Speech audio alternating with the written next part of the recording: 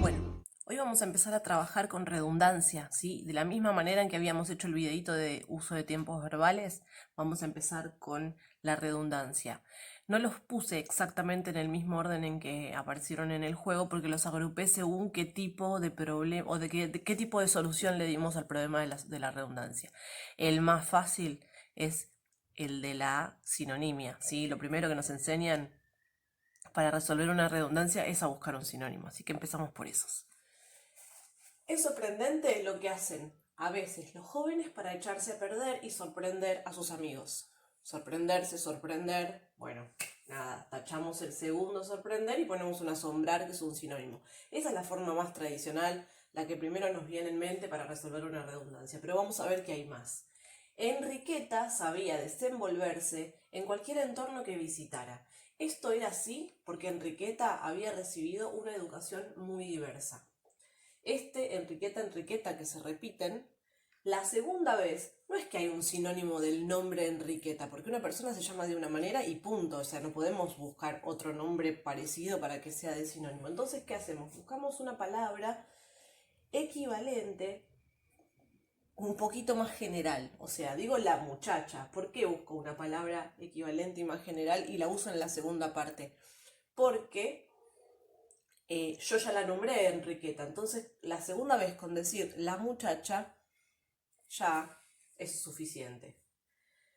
No me acuerdo cuál era la otra opción, no me acuerdo. El hombre no era de confianza. ¿Quién confiaría en en el hombre que un año atrás había robado mucho dinero a un amigo de toda la vida? En lugar de el hombre, antes había un hombre. Esas eran las opciones. Y la otra opción era Ramón González. Obviamente nos quedamos con Ramón González porque no hay mucha diferencia entre el hombre y un hombre. Esa también era fácil. Entonces, pongo al revés que lo que hice acá. Pongo su nombre de pila.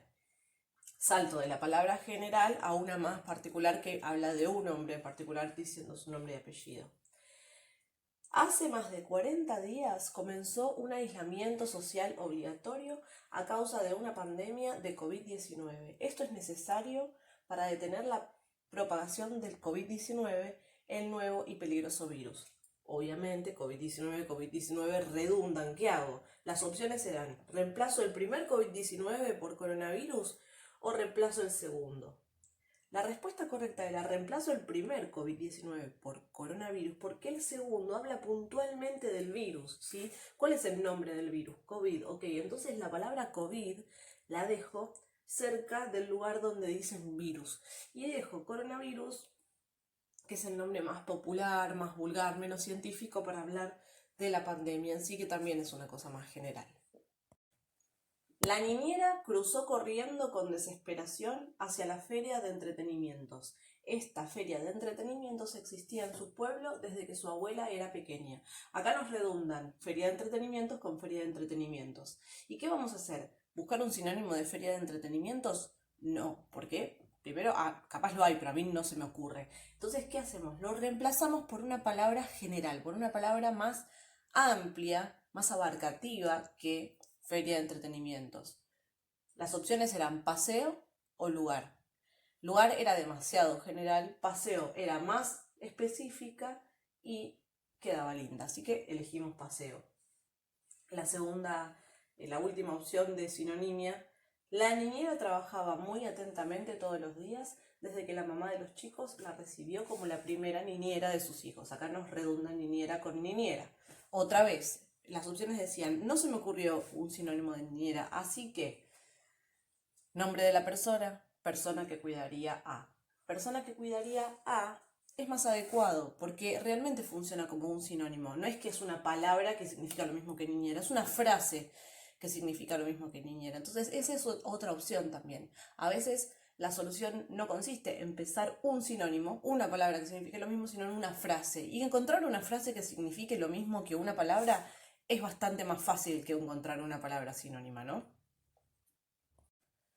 Bueno, vamos con una forma que se llama elipsis de resolver la sinonimia. Tiene nombre raro, pero esperen que no es para tanto. Él levantó su mirada hasta mi frente. Él sabía que eso me intimidaría, pero él lo hizo igual porque buscaba hacer daño. Y lo primero que nos decía el juego es, ¿buscar sinónimos es la única solución, sí o no? La respuesta era no. O sea, hay otras formas de resolver la redundancia que no es buscar un sinónimo o una palabra o una frase sinónima. Elipsis, ¿sí? Yo puedo aplicar elipsis al segundo y al tercer pronombre él. ¿Qué es la elipsis? Es tan sencillo como sacarlo, ¿sí? Si yo no digo el segundo él y el tercer él, se entiende igual y queda mejor. Él levantó su mirada hasta mi frente. Sabía que eso me intimidaría, pero lo hizo igual porque buscaba hacer daño. ¿Ven que queda mejor? Elipsis del segundo y del tercer él. La otra pregunta decía, ¿tengo que dejar sí o sí uno o puedo sacarlos todos? La respuesta correcta era que podía sacarlos todos, es decir, puedo hacer elipsis de todos los él. Levantó su mirada hasta mi frente. Sabía que eso me intimidaría, pero lo hizo igual porque buscaba hacer daño. ¿Ven que queda re lindo? Ahora, es necesario esto, digamos, capaz meterlo o en un texto en el cual ya venimos hablando de alguien para saber de quién estamos hablando, o capaz que por contexto se puede adivinar, o tal vez estoy escribiendo una ficción en la que a propósito no quiero saber a quién, no quiero que el lector sepa a quién me estoy refiriendo. Como sea, queda re lindo y no tanto él, ¿sí? Esto se llama elipsis. Hay otra forma de resolver redundancias, que es apelando a los pronombres. Ustedes capaz los escucharon nombrar o capaz los trabajaron en la primaria a los pronombres, como sea, van y buscan en Google o en un manual de lengua pronombres y van a encontrar una lista inmensa de palabras que ¿qué tienen en común? Son como si fueran comodines, son palabras que las podemos aplicar a casi toda la existencia del universo. Si yo digo él, voy a estar hablando de cualquier persona varón. Si digo ella, de cualquier persona mujer. Si digo eso, de cualquier cosa, ¿sí? Si digo sé, también lo puedo aplicar a cualquier persona y cosa. Si digo aquel, es eso, no sé, hay miles, ¿sí? Nosotros no sabemos que se llaman pronombres tal vez cuando los usamos, pero les puedo asegurar que los usamos constantemente porque el lenguaje tiende a economizar, tiende a no ser redundante, tiende en la oralidad incluso.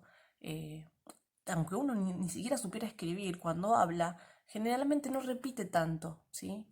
No dice, Laura entró a su casa y Laura me dio un mate y el mate tenía, no sé, yerba, entonces Laura levantó la cabeza, Laura se agachó, no sé, yo para hablar me doy cuenta, por más que no sepa nada de lengua y literatura, que no tengo que decir tanto Laura, basta decir Laura. Bueno, solo, sin darnos cuenta, usamos pronombres para resolver eso. Entonces lo que vamos a aprender ahora es a usarlos a propósito para resolver problemas de redundancia en un texto que nosotros escribimos.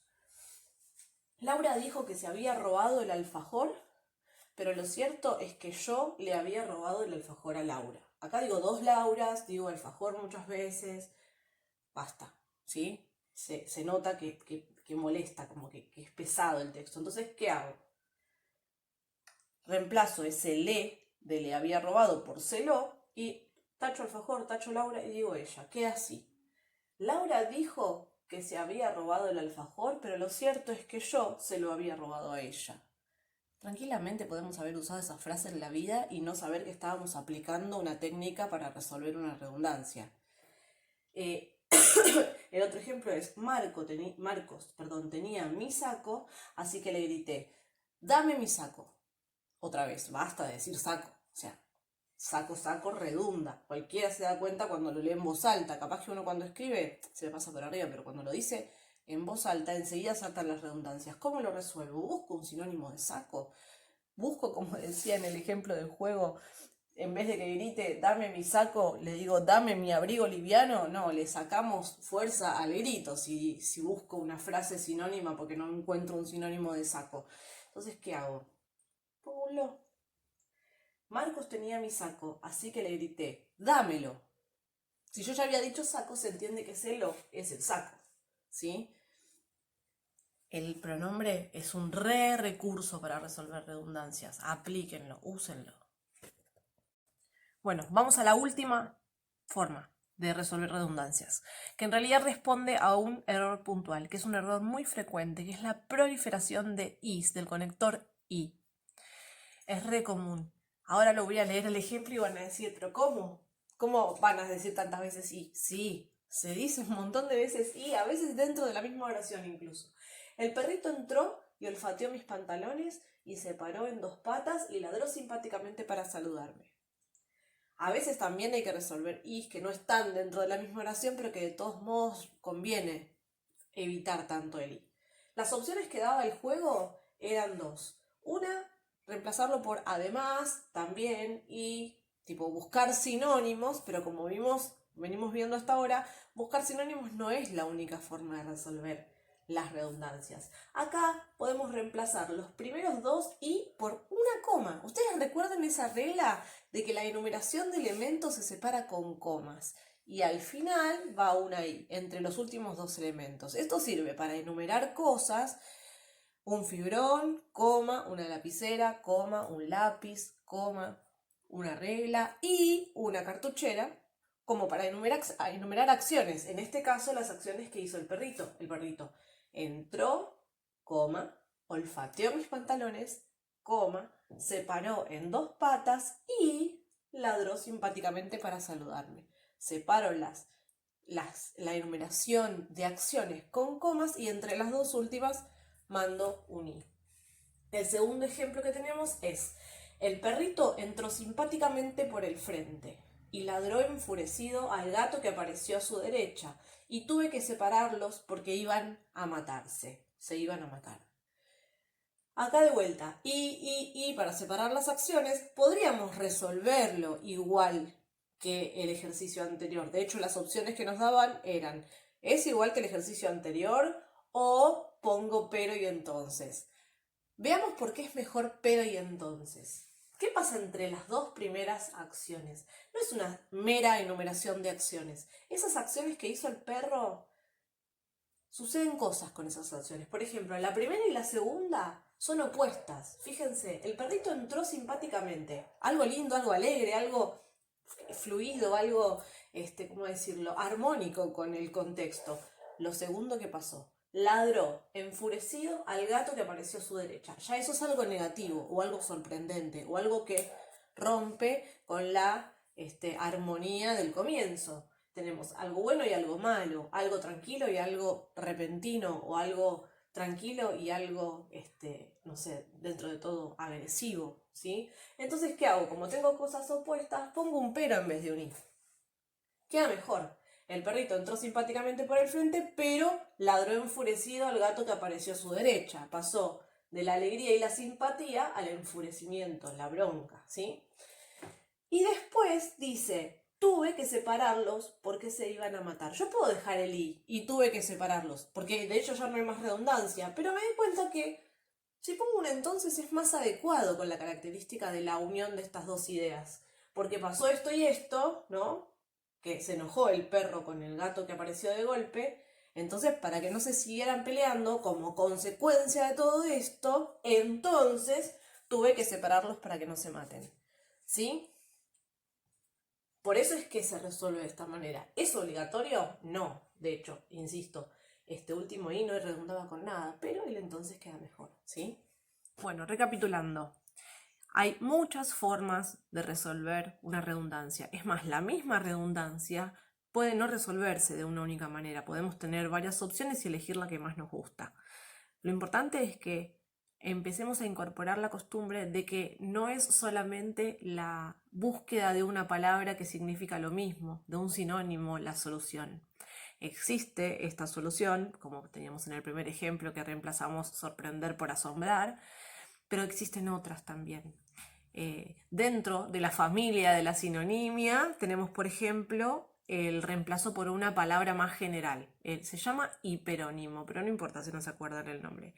Por ejemplo, cuando hablábamos de Enriqueta y lo reemplazamos por muchacha, por la muchacha, ¿sí? Ahí tenemos un ejemplo de buscar una palabra más general que la otra. Enriqueta, ponele que es una única persona. En cambio, la muchacha puede servir para nombrar a muchas muchachas. Podemos hacer al revés, buscar una palabra más específica. Como por ejemplo cuando al revés, cuando pusimos Ramón González en vez de el hombre. Ahí cuando dijimos el hombre 2 veces, para no repetir el hombre, buscamos una palabra más puntual, un hipónimo, nuevamente. No importan los nombres, pero se llama así. Ramón González es una única persona. El hombre es una palabra que se puede aplicar a muchos hombres. Otra es la elipsis, ¿se acuerdan? Reemplazar por la nada, es decir, sacar. Muchas veces resolvemos una redundancia no buscando otra palabra, sino sacando palabras. O sea, esta palabra que la dije 1000 veces, bueno, acá la puedo sacar, acá también. Me quedo con estas dos nomás porque me parece que son imprescindibles para que tengamos el concepto. Pero después no siempre es necesario. Entonces, dar una leída, primero intentando a ver qué saco y se entiende igual. Eso se llama elipsis. Después estaban la pronominalización, el uso de pronombres, que otra vez tiene un nombre mucho más sofisticado y difícil que usarlos. Teníamos el ejemplo de dámelo para el saquito o del alfajor, en vez de decir yo le robé el alfajor a Laura, es decir, se lo robé, ¿sí? A ella. Y ahí lleno de pronombres, cosas que no hace falta volver a nombrar porque las dije antes. Y la otra era la de las comas y los conectores, el uso de conectores, contando como que la coma también es un conector, más variados que el i. O sea, no existe solamente el i, existe un universo de conectores, muchos conectores que si se acostumbran a usarlos, les quedan mucho más lindos sus textos porque tienen más riqueza, más variedad, o sea, digo más cosas, no digo siempre lo mismo. Y acuérdense que cuando enumeran cosas, ya sea cosas o acciones, usen la coma, no usen i. Tal cosa, coma, tal otra, coma, tal cosa. Eso. Bueno, espero que haya quedado claro. Si no quedó claro, como siempre, me hacen preguntas por el tablón. No tengo ningún problema de contestarlas, aunque les parezca que no son muy inteligentes. Siempre son útiles porque la duda que tenés vos la puede estar teniendo también un compañero tuyo. Así que les mando un abrazo enorme, espero que se estén cuidando y ojalá nos podamos ver pronto. Chau.